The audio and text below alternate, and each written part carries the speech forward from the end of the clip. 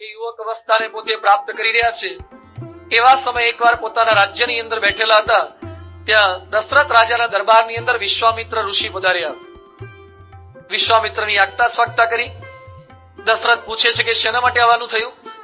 એ કે હું યજ્ઞ કરી રહ્યો છું, જંગલની અંદર ઋષિ મુનિઓ બધા રહીએ છીએ, પણ રાક્ષસો બધા હેરાન પરેશાન બહુ કરે છે, ઋષિ મુનિઓને તકલીફ આપે છે, તો અમે શું કરી શકીએ? એ સમયે વિશ્વામિત્ર વાત કરે છે કે તમારા બે પુત્રો આ રામ અને લક્ષ્મણ એ મારી સાથે મોકલો, તે મને કંઈક મદદ કરે. જેવી રામ અને લક્ષ્મણને મોકલવાની વાત કરી અને દશરથ થી આ સમાચાર સહન ના થયા. એ કે ના, આ વાત ના કરતા, મારા દીકરા તો નાના છે, રામ લક્ષ્મણ સાવ નાના છે, કિશોર કે યુવક અવસ્થામાં પહોંચેલા છે, એ લોકો રાક્ષસો સામે કઈ રીતે લડી શકે? વિશ્વામિત્ર કે ના, મારે એ જ જોઈએ છે. દશરથ કે સમજો તો ખરા, નાના છે, તમે કહેતા હોય તો તમારા યજ્ઞમાં રક્ષા કરી શકે એવા સૈનિકોનું આખી સેના ફોજ મોકલી દઉં. એ કે મારે સૈનિક નથી જોઈતા, મારે તારા દીકરા જ જોઈએ છે. દશરથ કે તમે સમજો, તમારે મદદની જરૂર છે તો હું જાતે આવું, રાક્ષસોને હું મારું, પણ રામ અને લક્ષ્મણ મને ખૂબ પ્રિય છે, એને મારી પાસેથી જંગલમાં ન લઈ જાઓ. એ કે પરમેનન્ટ ક્યાં આપી દેવાના છે, થોડાક મહિના માટે તો આપ. એ કે ના, એટલા સમય પણ હું નહીં આપી શકું, કારણ કે મને પ્રાણથી પ્યારા છે, મને બહુ જ વાલા છે, અને વાલી વસ્તુ આપી શકાતી નથી. આજે મોટે ભાગે દાનમાં શું આપવાનું હોય, કેવું આપવાનું હોય? જે વધારાનું હોય એ જ આપવાનું હોય, જે એક્સ્ટ્રા હોય આપવાનું હોય. લોકોની મોટે ભાગે માનીતા ઘણા બધા આવું જ દાન કરતા હોય છે. કેટલાક લોકો 5-10 રૂપિયાની નોટ, જે શાકભાજી વાળો ના લે, પાનના ગલ્લા વાળો ના લે, મામા માસી છોકરાને આપવામાં કામ ના લાગે, એ કે નાખો ને ગલ્લા પેટી. બોલો, ગલ્લા પેટીમાં ફાટેલી નોટો લોકો નાખી જાય છે, 2 ટુકડા થઈ ગયેલા ને 10-10 ની નોટના, એવી ત્યાં નાખી જાય છે. એ લોકોને એમ કે ભગવાન કે માતાજી ઉભા ઉભા હાંધ્યા કરશે, કે માતાજીને બીજો કઈ ધંધો નહીં હોય, તારી નોટો હાંધવાની છે, તાકીદ નાખ ને. માણસો આવું કરે છે. વચ્ચે ભારત સરકારે 1000ની નોટો બહાર પાડેલી, જાહેરાત કરી કે 1000ની નોટો આ તારીખ સુધીમાં વટાવી દેજો, નહીં તો પછી નહીં ચાલે. એટલે સુરતના કેટલાક શેઠિયાઓ ડાયમંડના, એ લોકો વટાવવાની ભૂલી ગયા, રહી ગઈ 1000ની નોટો ઘરે. તારીખ તો વીતી ગઈ, હવે કરવું શું? એટલે બધા આપણા સુરતના સ્વામિનારાયણ મંદિરે 1000ની નોટો ગલ્લા પેટીમાં નાખી ગયા. આમ તો આરા 5 રૂપિયાની ન નાખે, પણ તારીખ વીતી ગઈ એટલે ગલ્લા પેટીમાં નાખી ગયા. આમ નહીં, ઘણા આરતીમાં થાળી ભરતી હોય ને, એમાં ખિસ્સામાં હાથ નાખીને રૂપિયો આવ્યો હોય ને તો ના પાડે કે ના, નીચે જતો રહે, નાના ભાઈને મોકલ, 8 મોકલ, પાયલીન મોકલ, 10 મોકલ. એમાંય રૂપિયાને ધકેલીને પાછી અંદરથી રસ્યું કાઢતા હોય. આવા માણસો 1000ની નોટો અંદર નાખે અને પછી ગલ્લા પેટીમાં 1000ની નોટો ભેગી થઈ.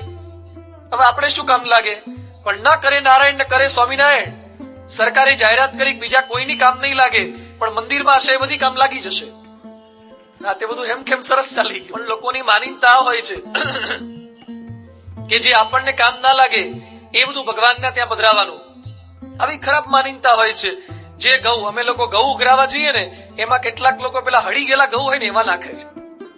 એટલે સમજો ખરા, લોકોના મનમાં આવી માનીતા છે કે કેવું આપવાનું હોય. દાન તો આવું જ હોય, સાવ ભંગાર આપવાનું હોય. હું અહીંયા બરવાળા ગામમાં, બરવાળાની બાજુમાં ખાંભળાના બધા ગામડા છે, ત્યાં જોડી માગવા ગયેલો. અમને સ્વામિનારાયણ ભગવાનના સાધુઓને જોડી માગવાની વાત કરી છે, અને માગવું એ તો અમારા સાધુઓનો ધર્મ છે. સાધુ અમે કોઈ પૈસા કમાતા નથી, તમે લોકો કમાવો છો એ બધાના ભરોસે. આપણા ગૃહસ્થ અને ત્યાગીના પરંપરા છે, ગૃહસ્થ કમાય અને સંતોની સરબરાહ કરે, સાધુ તપ વાળું જીવન જીવે અને ગૃહસ્થના સંતાનોને સંસ્કાર આપે. આ ત્યાગી અને ગૃહસ્થની પરંપરા એ ભારતીય સંસ્કૃતિમાં છે.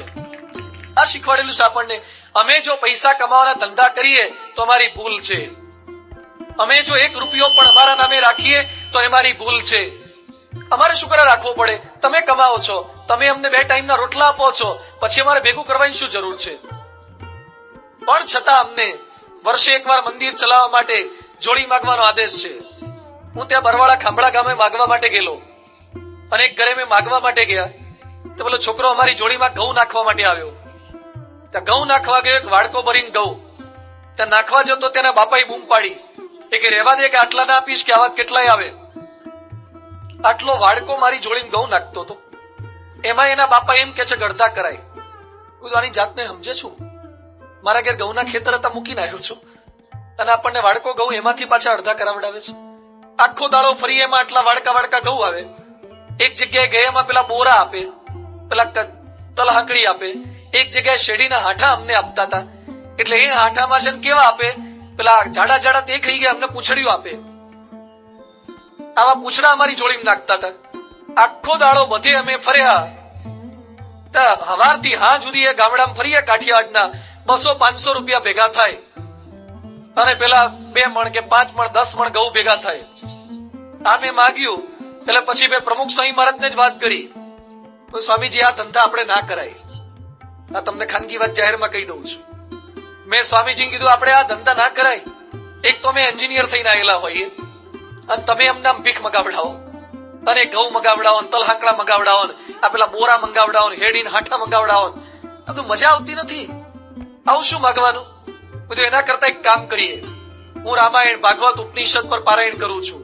મારા જેવા કેટલાક અમે કથાકાર સંતો છીએ, કથા કરીએ છીએ. અને આપણા દેશની અંદર કેટલાક એવા કથાકારો છે જે કથા કરે એમાં લાખો રૂપિયા કમાય છે. આજે આપણા ભારતમાં જેટલા કઈ રામાયણના કથાકારો, ભાગવતના કથાકારો સારું કાર્ય કરે છે, હું વંદન કરું છું તમામ કથાકારોને.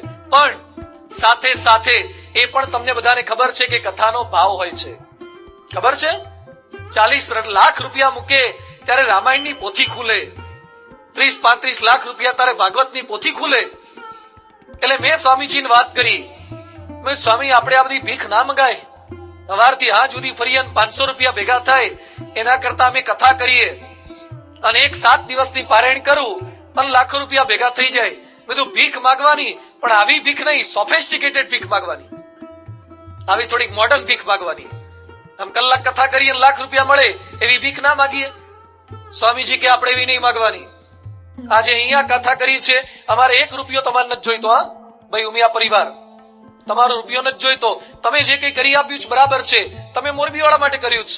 હું 7 દિવસ રોજ ત્યાંથી આવવાનો છું, હું મારી ગાડી લઈને ત્યાંથી આવું છું. ભાડું એ નથી જોઈતું તમારું, મારે કઈ નથી જોઈતું. અમારે એના માટે મેં આવતા જ નથી. અરે અમે અમારા મા બાપ છોડી દીધા હોય, અમે અમારી એન્જિનિયરિંગની ડિગ્રીઓ છોડી દીધી, અમે અમારો આખો પરિવાર છોડ્યો. એ રૂપિયા માટે છોડ્યા હશે, એ ખાવા માટે છોડ્યા હશે.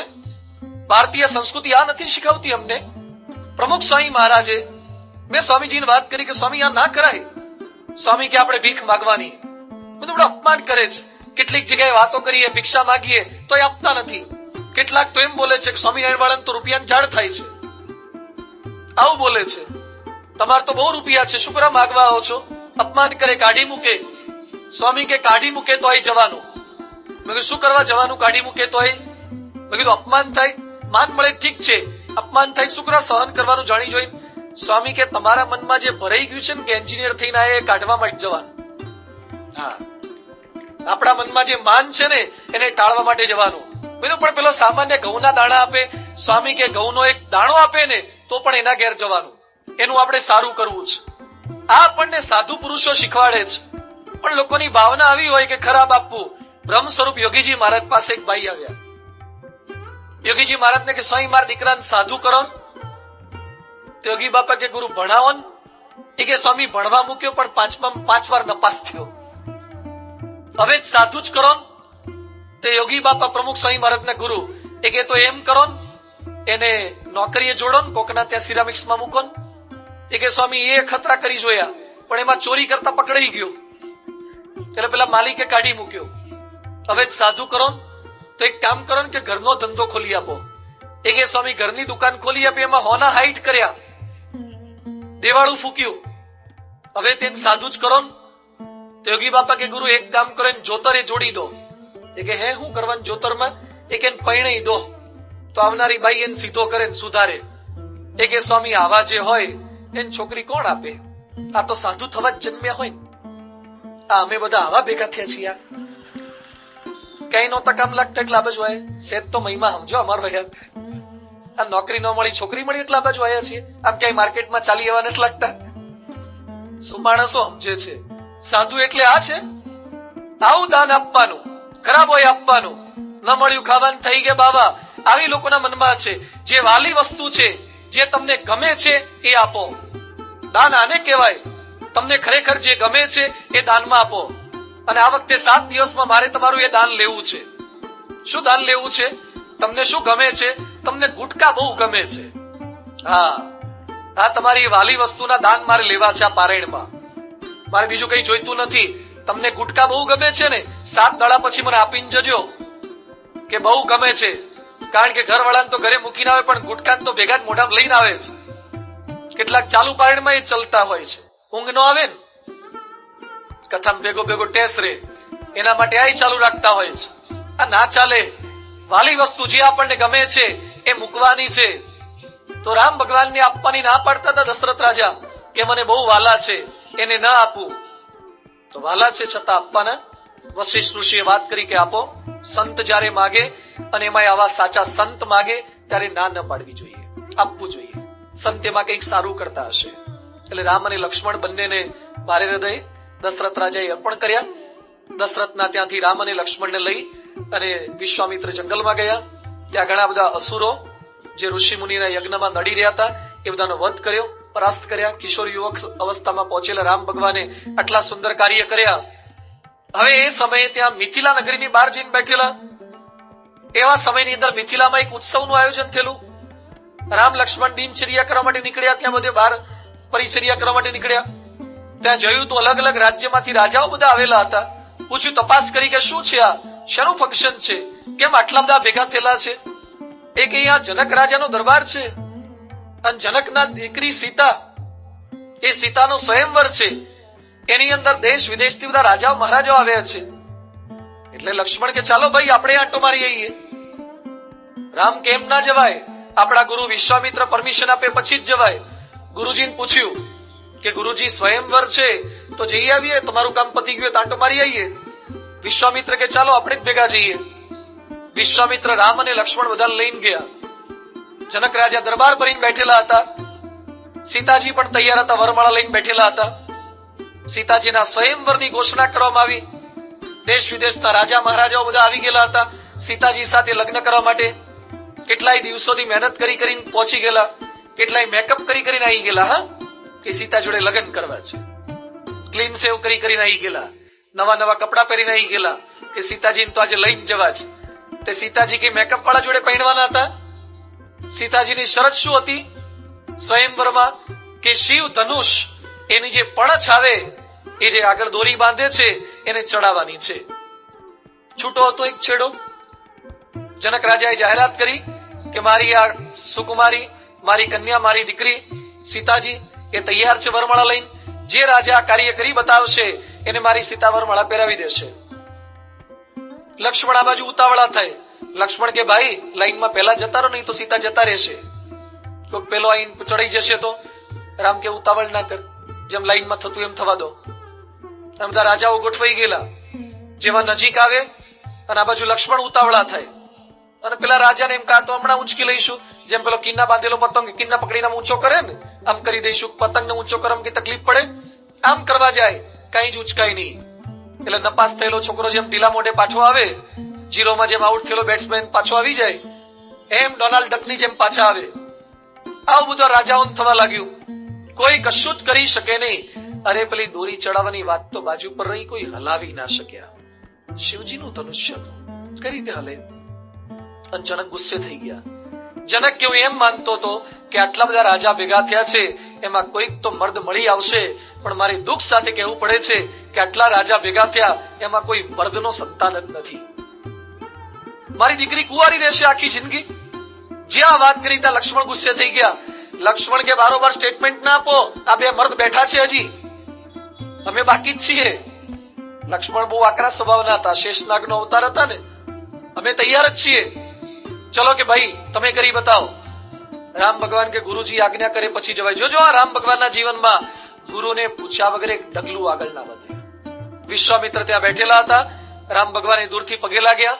ગુરુજીને કે છે, ગુરુજી શું આજ્ઞા છે? વિશ્વામિત્ર કે જાઓ, ભલે જાઓ અને પહેલ કરો. અને રામ ભગવાન ગુરુજીના આદેશથી ત્યાં પહોંચ્યા. શિવ ધનુષ્ય પાસે ગયા. શિવ ધનુષને પહેલા વંદન કર્યા. જો રામ ભગવાન પાસે મર્દાનગી તો હતી, પણ સાથે સાથે એમની પાસે સજ્જનતા એ હતી, શરણાગતિ હતી. શિવ ધનુષ્યને પગે લાગ્યા છે, એને વંદન કર્યા. ફરતી પાછા ગુરુજી વિશ્વામિત્ર દૂર બેઠેલા હતા, એને વંદન કર્યા, એને પગે લાગ્યા. અને ગુરુજીને કહે છે, બળ આપજો, શક્તિ આપજો, આ કાર્ય કરી શકું. અને ત્યાર પછી એ ધનુષ્યને ચડાવવા માટે ગયા. જેવું ઊંચું કર્યું અને ત્યાં તો ચડાવની વાત બાજુ પર તૂટી જ ગયું અને તૂટતાની સાથે હાહાકાર મચી ગયો, ગર્જના થવા લાગી, કડાકાની ધડાકા થવા લાગ્યા. પરશુરામજી આવી ગયા, પવન ફૂંકાવા લાગ્યો, ગુસ્સે થઈ ગયા. કોણે આ તોડ્યું? ક્રોધાવેશમાં આવી ગયા. લક્ષ્મણ સામે ઉગ્ર થઈ ગયા. લક્ષ્મણ કે કોણે તોડ્યું? શું બોલ બોલ કરો છો? અમે તોડ્યું. બોલો, થાય કરી લો. શું કરવું છે તમારે? એ કે શું કરવા તોડ્યું? એ કે તૂટી જાય, હવે કચકડાનું હશે, તૂટી ગયું.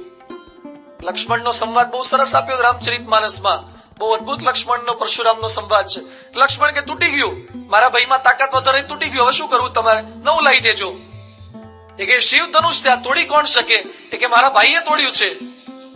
અને એ સમયે રામ લક્ષ્મણને શાંત રાખે છે. રામે જેવી શક્તિ ખેંચી, પરશુરામ સૂર્યાસ્ત થાય ને એવા થઈ ગયા.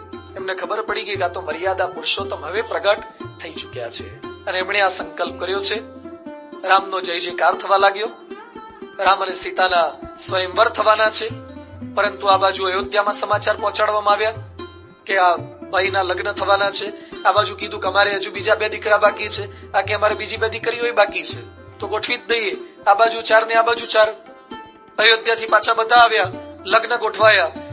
રામ, ભરત, લક્ષ્મણ, શત્રુઘ્ન અને આ બાજુ સીતા, માંડવી, શ્રુતકીર્તિ, ઉર્મિલા, આ 4 દીકરીઓ. એ 4ના લગ્ન કરવામાં આવે 4 દીકરાઓ સાથે. લગ્ન પૂરા થયા પછી જનક રાજા અને એમના પત્ની સુનયના એ પોતાની દીકરીઓને વિદાય આપે છે. હવે ખૂબ સુંદર વાત આવે છે, વિદાયની વાત.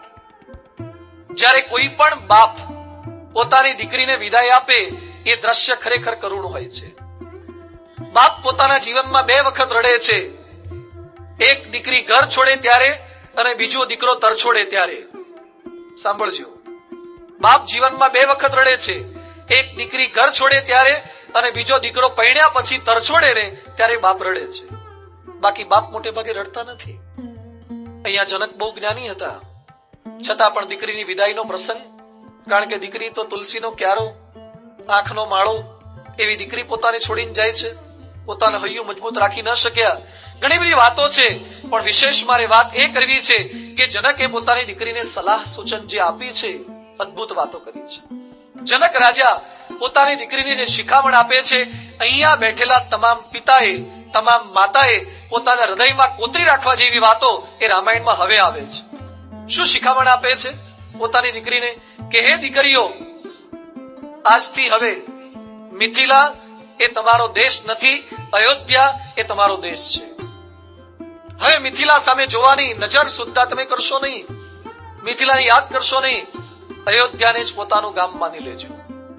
બીજી વાત કરે છે, આજથી જનક અને સુનયના એ તમારા માતા પિતા નહીં, પરંતુ દશરથ અને કૌશલ્યા, સુમિત્રા કે કૈકેયી એને તમારા મા બાપ સમજજો.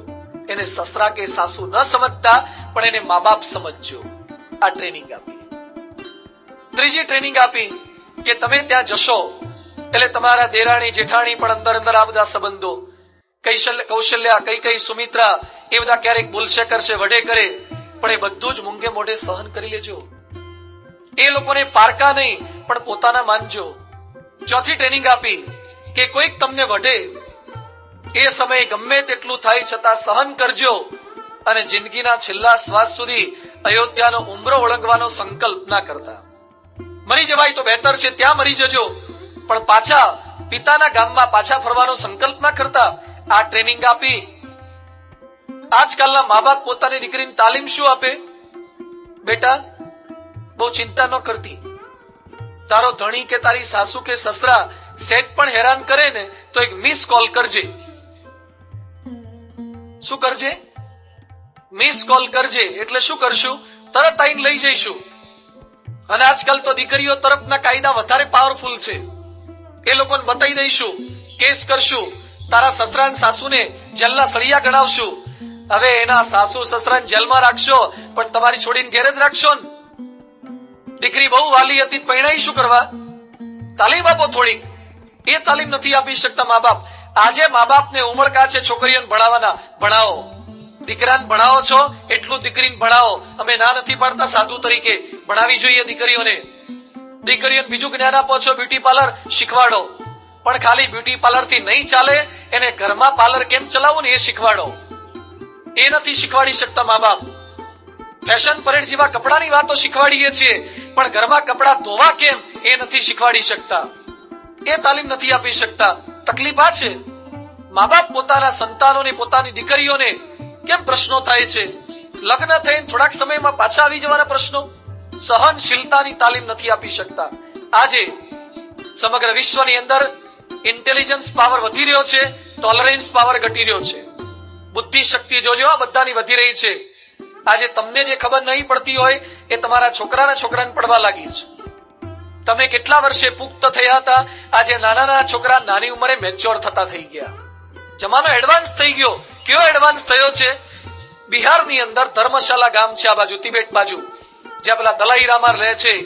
ધર્મશાલામાં એક સ્કૂલમાં 8 વર્ષની છોકરીએ સ્કૂલના બાથરૂમની અંદર છોકરાને જન્મ આપ્યો. બિહારમાં ધર્મશાલા બાજુ 8 વર્ષની છોકરી સ્કૂલના બાથરૂમમાં છોકરાને જન્મ આપે. એડવાન્સ થયા કહેવાય ને? હા, ટેકનોલોજી. પેલા 18 વર્ષે જે થતું હતું એ 8 વર્ષે થવા લાગ્યું. પ્રોગ્રેસ થઈ ગયો. દીકરીઓને તાલીમ આપી મા બાપે. આજકાલ મા બાપ છોકરીઓને તાલીમ આપે છે. આ વિદ્યા આપવાની છે, આત્મસાત કરાવવાનું છે, સહન કરવાની તાલીમ નહીં. બેટા બોલે ત્યાં જાય છે તો સાસુને ન પણ ગમે. પણ આજે તકલીફ આ છે. આજે હું દર વખતે દીકરીઓનો વાંક કાઢું, મારો આશય એવો નથી, પણ કેટલુંક મા બાપ તાલીમ નથી આપી શકતા. સહેજ સહનશીલતા. કઈક તકલીફ થાય. આજે જ એક છોકરો મારી પાસે આવ્યો, બપોરે 12:30 વાગે રડતો હતો.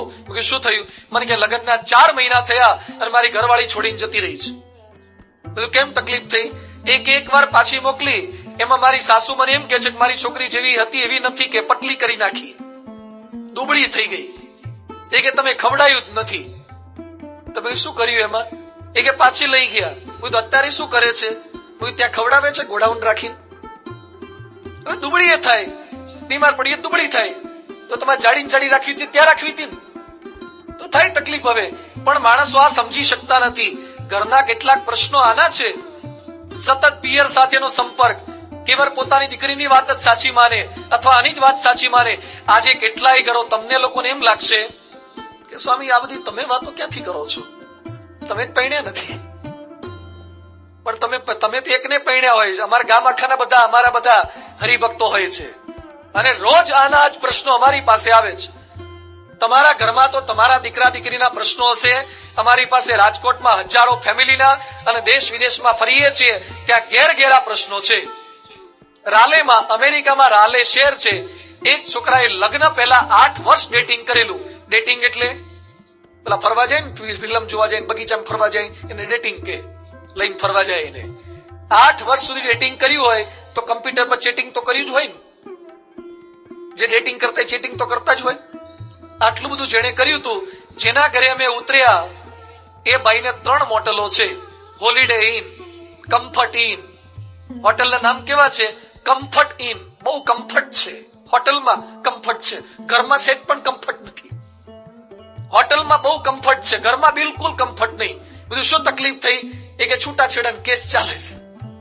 300 રૂમોની હોટલ છે, 300 એર કન્ડિશન રૂમની હોટલ છે અને ઘરમાં કમ્ફર્ટ નથી. પ્રોબ્લેમ થયો. શેનો પ્રોબ્લેમ? એ કે દીકરીને દીકરાને બનતું નથી. પ્રશ્ન આ છે. ઠેર ઠેર સતત તકલીફો આ છે. અને એની સામે સીતા 14 વર્ષ સુધી પોતાના પતિના પગલે એ જંગલની અંદર જઈ શકે છે, સહન કરી શકે છે. ખાલી સીતાને ધન્યવાદ ન આપવા ઘટે, સીતાના બાપ જનક અને એની માતા સુનૈનાને ધન્યવાદ આપવા ઘટે કે ટ્રેનિંગ એવી હશે, દીકરીઓને તાલીમ એવી આપી હશે એટલે સીતા સહન કરી શકે. આજકાલની સીતા કરે ખરી? જાય ખરી? 14 વર્ષ. એક છોકરો મને મળ્યો, એને છૂટાછેડા થતા હતા. એટલે છૂટાછેડાની ઘરવાળી ચિઠ્ઠી લખીને જઈ છે અમેરિકામાં. એનો $80,000 હતો સેલરી, $80,000. ઘરવાળી ચિઠ્ઠી લખીને જતી રહી. શું લખ્યું છે કે પાછો 40,000 થાય તાર મિસ કોલ કરજો, ત્યાં સુધી હું મારા બાપના ઘરે રહીશ. શું ભાવના છે? તકલીફ પડે, પતિને તકલીફ પડે એટલે જતું રહેવાનું હોય. એની સામે જો રામનું જીવન. 14 વર્ષ જંગલમાં જાય, સીતા ભેગા ગયા છે. સહન કરવાની ભાવના, આ તાલીમ સીતાના માતા પિતાએ આપેલી હતી. એવા રામ, સીતા, ભરત, લક્ષ્મણ, શત્રુઘ્ન એ લગ્ન કરી અને પોતાના અયોધ્યા નગરીની અંદર પધાર્યા. અયોધ્યામાં આગતા સ્વાગતા સરભરા બધી ખૂબ થઈ, પ્રેમેથી સુખેથી જીવન જીવતા હતા. એકવાર રામ અને સીતા સિંહાસન પર બેઠેલા હતા પોતાના કક્ષની અંદર. ત્યાં નારદજી મળવા માટે આવ્યા. નારદજી જેવા આવ્યા એવા એ સમયે નારદજી રામને કહે છે, રામ ભગવાન પહેલા નારદજીના દર્શન કરે એટલે પ્રણિપાત કરે છે અને નામ નારદજીને કહે છે કે તાતે નારદમય બળભાગી યદ્યપી ગૃહ કુટુંબ અનુરાગી. હે નારદ, આજે હું ભાગ્યશાળી છું કે મારા ઘરે તમે પધાર્યા, આવા સંત પધાર્યા. જો રામ પણ સંતને જે આદર આપે છે, મારા ઘરે આપના પગલા થયા એ જે હું ભાગ્યશાળી છું. જેવી રામ ભગવાને નારદને આ વાત કરી, એ નારદ પ્રત્યુત્તર આપતા શું કહે છે? પ્રભુ તુમ હી સદા બની આઈ, નિજ લઘુતા જન કેરી બડાઈ. ભગવાન તમારું આ વિશિષ્ટ અંગ છે કે તમે છે ને ક્યારે મોટપ લેતા જ નથી, તમે બીજાને જ મોટપ આપી દો છો. તમારી પ્રકૃતિ છે. માણસ માત્રની પ્રકૃતિ કેવી છે કે બીજાને મોટપ આપીને પોતે મોટપ લઈ લેવી. જ્યારે ભગવાનની પ્રકૃતિ એવી છે કે બીજા બધાને મોટપ સતત આપ્યા કરવાની. ભગવાન ના પાડે છે કે તમે મોટા છો, તમે મારા ઘરે પધાર્યા છો. ભગવાન બીજાને યશ આપે છે. પરમ પૂજ્ય પ્રમુખ સ્વામી મહારાજના ગુરુજી યોગીજી મહારાજ બહુ જ ભલાભોળા સંત હતા, સાવ ગામઠી ભાષા બોલતા યોગીજી બાપા. એ યોગીજી મહારાજ એકવાર એક ગામે બિરાજમાન હતા, હાજડિયાળી ગામે. એક ગરાસિયો બપોરના સમય આવ્યો. યોગીજી મહારાજ એક ચરણ લાંબો કરેલો ને એક ચરણ વાળીને બેઠા અને ચિહ્ન જોયા પછી શું કહે છે કે સ્વામીજી, અત્યારે તમે સાવ નાના લાગો છો, સામાન્ય લાગો છો, પણ ભવિષ્યની અંદર લાખો લોકો તમારી સેવા પૂજા કરશે. તમે બહુ મોટા થવા માટે જન્મેલા લાગો છો. યોગી બાપાએ જેવું આ વાક્ય સાંભળ્યું, યોગીજી મહારાજે પોતાનો જે ચરણ લાંબો હતો એને ખેંચી અને વાળી અને ઢાંકી દીધો. પેલો કે સ્વામીજી કેમ આવું કરો છો? યોગી બાપા કે નાના ગુરુ, એવું ના બોલશો, હું કઈ મોટો થનારો નથી, અમે તો સેવક છીએ, અમે તો સામાન્ય માણસ છીએ. આવું યોગી બાપા બોલવા લાગ્યા. આ યોગીજી મહારાજની જગ્યાએ આપણે હોઈએ છીએ. પરમ પૂજ્ય પ્રમુખ સ્વામી મહારાજ, અમારા જેવા 800 ઉપરાંત સાધુઓ છે, દેશ વિદેશમાં કેટલા મંદિરો છે. એક વાક્ય એમના મોઢામાંથી ક્યારે તમે સાંભળી ના શકો કે ધીસ ઇઝ માય અચીવમેન્ટ અથવા મારા લીધે થયું. ક્યારે માનનું એક વાક્ય નહીં. નહીં તો માણસ સહેજ કરે અને એના મુખની અંદર વાક્ય આવી જાય. ગૌરાંગ ચટ્ટોપાધ્યાય 1992 સાલમાં ગાંધીનગરમાં યોગી શતાબ્દી ઉજવાયો, ત્યાં આવેલા. યોગી શતાબ્દીમાં ઉત્સવ જોયા પછી ગૌરાંગ ચટ્ટોપાધ્યાય શું બોલ્યા કે અત્યાર સુધી હું એમ માનતો કે આપણે આઈ એમ સમથિંગ બોલીએ તો જ આપણે ધંધા રોજગારમાં કંઈક કરી શકીએ, પણ પ્રમુખ સ્વામી મહારાજને જોયા પછી મારી માનીનતા ખોટી પડી ગઈ કે તમે આઈ એમ સમથિંગ નહીં પણ આઈ એમ નથિંગ બોલો, છતાં પણ દુનિયામાં મોટા કામ કરી શકો છો. પ્રમુખ સ્વામી મહારાજ ક્યારેક વાક્ય નથી બોલતા કે આઈ am something, I M nothing. સેવક બનીને રહે છે, બીજાને માન આપે છે, તમામને આગળ કરે છે. આ ભાવના ગુણાતીત સંત વર્યોની છે. રામ ભગવાનની ભાવના આ હતી. પોતાના સંતોને, પોતાના ભક્તોને એ આગળ કરે છે, ક્રેડિટ આપે છે. આજે આપણે બીજાને માન નથી આપી શકતા, કંજૂસ છીએ. શેમાં? પૈસા આપવામાં નહીં, માન આપવામાં. આજે આપણે માન નથી આપી શકતા. આપણને એમ લાગે છે કોકના વખાણ કરીએ પછી આપણા કરતા આગળ નીકળી જાય તો તકલીફ આ છે.